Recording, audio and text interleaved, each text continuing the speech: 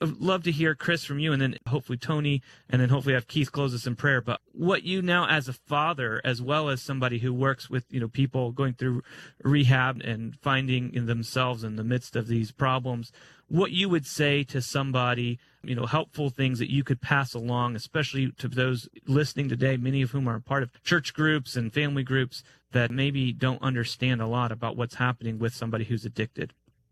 Certainly, and I wanted to just comment on the last segment when Toni was talking. She just forgot to mention that she just did this massive pro-life debate in Mexico with thousands and millions of people that were watching it online, and I think that's also on her website. But that was another. It was a major event in a big coliseum, and she just somehow forgot to mention that one. But nevertheless. I just recently did a talk, and it was really based on the topic of stigma. And when we think of the idea of stigma specifically in relationship to addiction, we tend to label people as things. We call them addicts.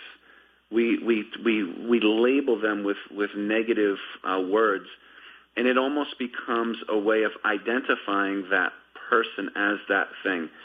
It's almost similar to somebody who would have type 2 diabetes, maybe as an example, to where they have this problem that was brought on, and before you know it, they need to have medical attention and things. And when that individual goes to the doctor's office, nobody ever says that person, they don't ever call that person diabetes man, or they don't tell the person that's been smoking for years, they don't call that person cancer man. They talk about people as in human beings as having problems, and when it comes to addiction, for whatever reason, people get labeled as that thing.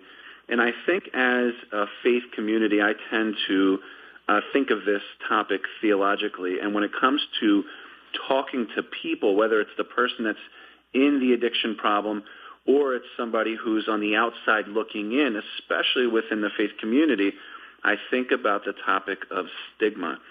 And I think through the idea that how can we, as redeemed sinners, and having been brought into a right relationship with the Lord, how can we not see people as having been created in the image of God?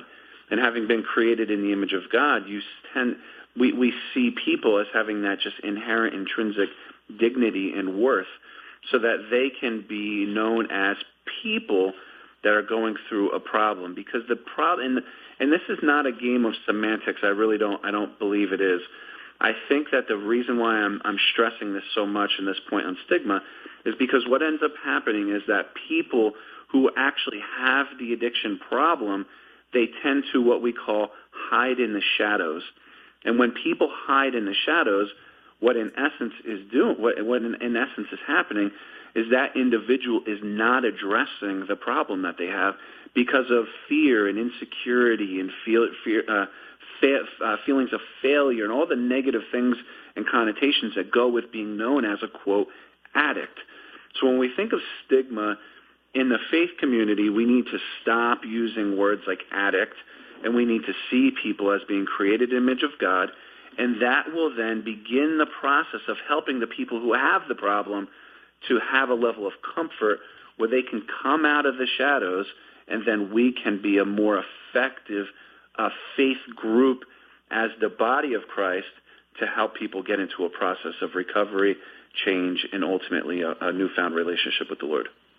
Kris, thank you. Very helpful, very biblical. We just have a couple of minutes here. Toni, what would you say to folks listening, especially relatives, grandparents, parents of somebody struggling? How can they best pass on to the next generation godly advice to make good choices in their lives? I would say being intentional, and for parents to not be afraid to talk about the difficult issues with your kids. It's similar to what you said earlier, Isaac.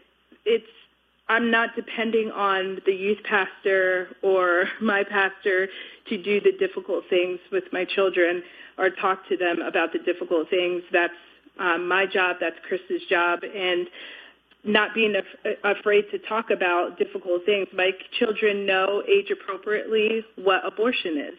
My little 5-year-old, when he knew I was going to Mexico to speak, he told his teacher I was going to be on the plane, but he didn't know where I was going, but I was going to save babies. So there's ways to be intentional about teaching your kids ahead of time, so they're not too sheltered. Like, I want them sheltered to an extent, but I also want to equip them, just as God has equipped us to deal with the difficult things and be a light. And another thing is not to put the pressure of perfection on my kids.